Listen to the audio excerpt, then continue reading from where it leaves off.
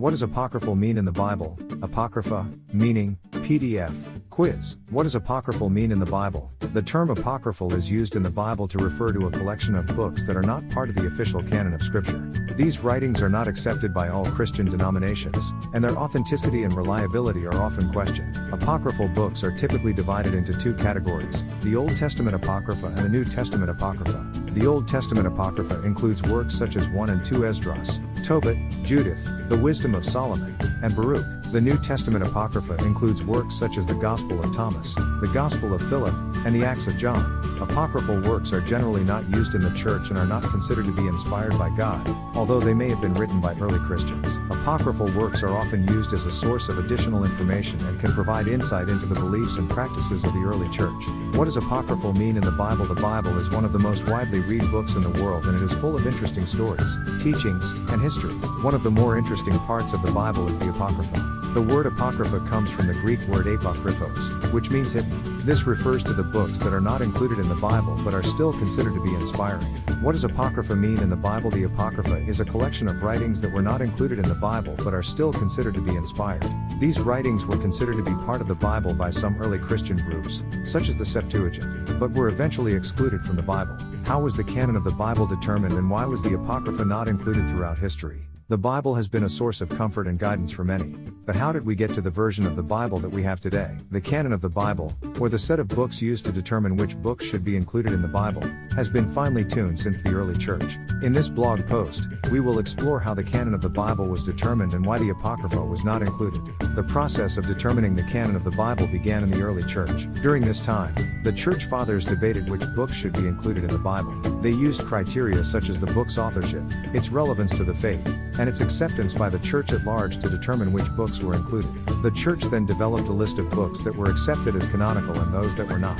The books of the Apocrypha were among those that were not included in the Bible. The Apocrypha contains several books that were written between 200 BC and 100 AD. Although these books were widely accepted in the early church, they were not included in the Bible because of their lack of relevance to the faith. The books of the Apocrypha are also not included in the Jewish canon and are not part of the Protestant Bible. Today, the canon of the Bible is generally accepted as the 66 books of the Old and New Testaments.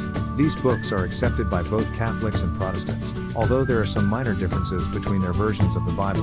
The books of the Apocrypha remain excluded from the Bible, although they are still widely read and studied for their historical and religious significance. In conclusion, the canon of the Bible was determined by the early church after careful consideration and debate. The books of the Apocrypha were not included in the Bible because of their lack of relevance to the faith, although they remain widely read and studied for their historical and religious significance. The canon of the Bible today consists of the 66 books of the Old and New Testaments and is accepted by both Catholics and Protestants. What the Apocrypha books reveal: the Apocrypha contains a variety of writings, including stories, poetry, and wisdom literature. These books provide insight into the Jewish and early Christian world, particularly in the areas of history, culture, and religion. They also provide us with a different perspective on some of the events described in the Bible. How did Apostolic Fathers view the Apocrypha? The Apocrypha refers to a collection of books, or writings, found in some versions of the Bible. In the early church, these writings were accepted as part of the canon of Scripture and were held in high regard. But how did the Apostolic Fathers view them? The Apostolic Fathers were a group of Christian leaders who lived and wrote during the 1st and 2nd centuries of the Church. This group of Church Fathers included Clement of Rome, Ignatius of Antioch, Polycarp of Smyrna, and others. They were important figures in the early Church, and their writings have had a great influence on the development of Christian doctrine. The Apostolic Fathers generally accepted the Apocrypha as part of the canon of Scripture.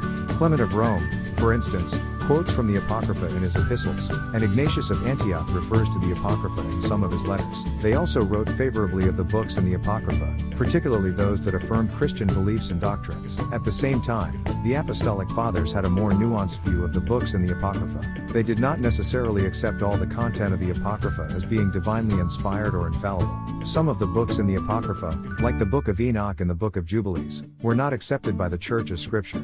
Likewise, some of the teachings in the Apocrypha were rejected by the Church, such as the Book of Tobit's teaching on magic and astrology. Overall, the Apostolic Fathers had a complex view of the Apocrypha. They accepted some of the books in the Apocrypha as part of the canon of Scripture, but not all of them. They held some of the teachings in the Apocrypha in high regard, but not all of them. Ultimately, the Apostolic Fathers viewed the Apocrypha much like the early Church viewed the entire Bible. with respect and reverence, but also with caution and discernment. Defining Apocrypha according to Webster's Dictionary. According to Webster's Dictionary, the definition of Apocrypha is writings or statements of dubious or uncertain authorship or authenticity, especially writings collected as part of the canon of the Old Testament, but not found in the Hebrew Bible. Resources for studying Apocrypha in the Bible. There are a variety of resources available for studying the Apocrypha. These include books, websites, and Bible study guides. It is important to be aware of the various translations of the Apocrypha and to choose one that is reliable. List of reasons translators felt that the Apocrypha were not inspired. Apocryphal books were written centuries after most of the Old Testament, making them chronologically suspect. Many of the apocryphal books contain teachings that are not found in the Old Testament canon and are not consistent with the teachings of the Bible. Apocryphal books contain historical inaccuracies and are not consistent with known facts about the ancient world.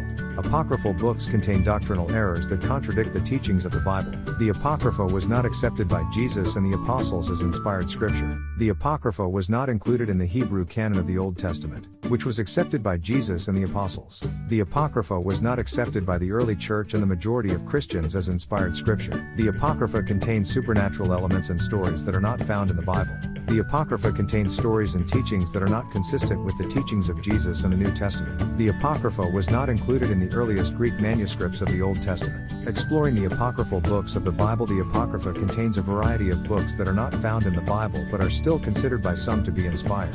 These books include 1 and 2 Maccabees, Tobit, Judith, Wisdom of Solomon, Ecclesiasticus, Baruch, and others. Each of these books provides insight into the Jewish and early Christian world.